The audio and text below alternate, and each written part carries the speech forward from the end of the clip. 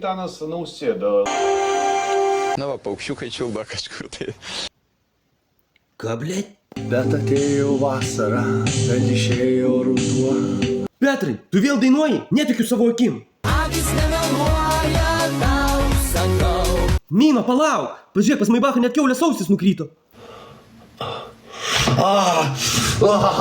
Degina. Bet tai liūdna, bet gyvenimas tai linksmas. Petrai, nu tu pavarai. O tai ką kiti mano?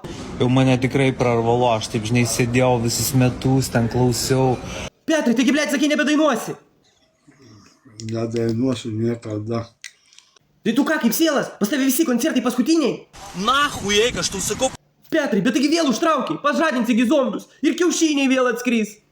Jau, kiaušiniai man patinka. Man patinka, kai vaikučiai maži blėsvas padaro. Kartais pažvengti iš jų smagu. Žiūrėk, jau kažkas tai skambina, jungiu garsiakalbį. Klaus. Sveikas, Petrai. Noriu įspėti, kad šiandien bus vakare ataka kiaušinių.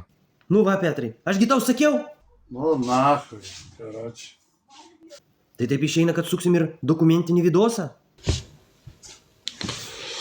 Tai va, karoči.